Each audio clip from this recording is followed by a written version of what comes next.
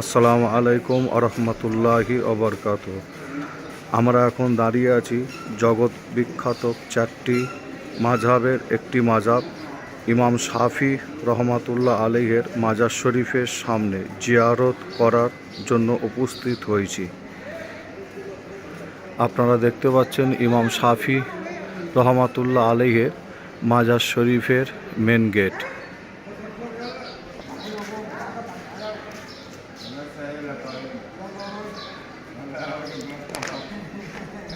এই main gate দিয়ে এখন প্রবেশ করছি হুজুরের মাজার শরীফের ভেতর দিকে।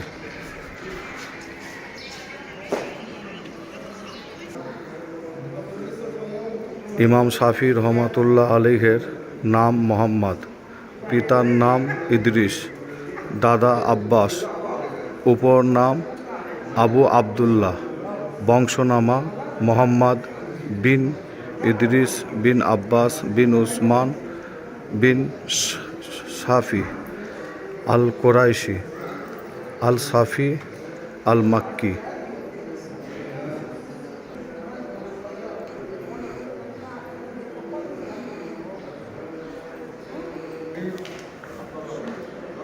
ইমাম শাফি রহমাতুল্লাহ আলাইহের বংশ হল কুরাইশ বংশ, অন্যতম রসুল্লাহ সাল্লাল্লাহু আলাইহি সাল্লামের বংশের ইমাম শাফি রহমাতুল্লাহের বংশ।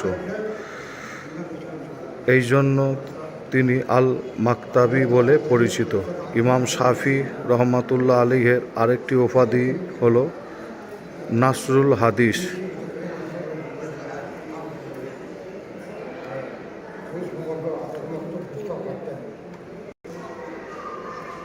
তিনি জন্মগ্রহণ করেন যে সময় ইমামে আজম আবু হানিফা রহমাতুল্লাহ আলাইহি ইন্তেকাল করেন।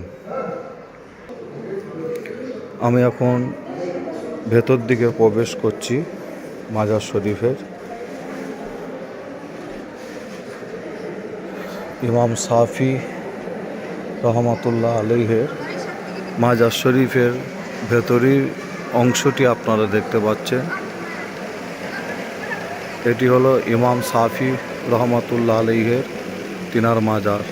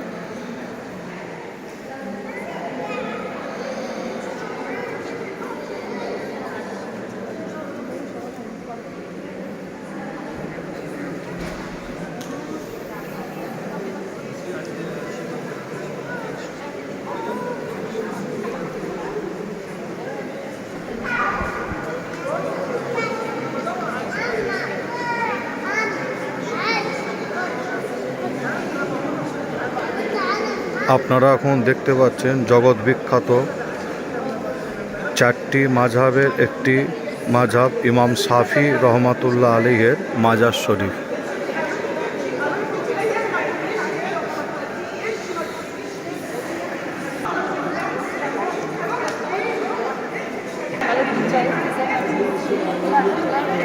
এই কাঁচের ভিতরে নবী পাক সাল্লাল্লাহু আলাইহি সাল্লামের কদম মোবারকের ছাপ। ইমাম শাফি রহমাতুল্লাহ আলাইহি তিনি যখন হিজাব গিয়েছিলেন মদিনা শরীফ থেকে হাদিয়া স্বরূপ তিনাকে দেওয়া হয়। ইমাম শাফি রহমাতুল্লাহ আলাইহি 1820 সালে ইন্তেকাল করেন। আপনারা দেখতে পাচ্ছেন নবী পাক সাল্লাল্লাহু আলাইহি সাল্লামের কদম মোবারকের ছাপ এই কাঁচটির ভেতরে আছে।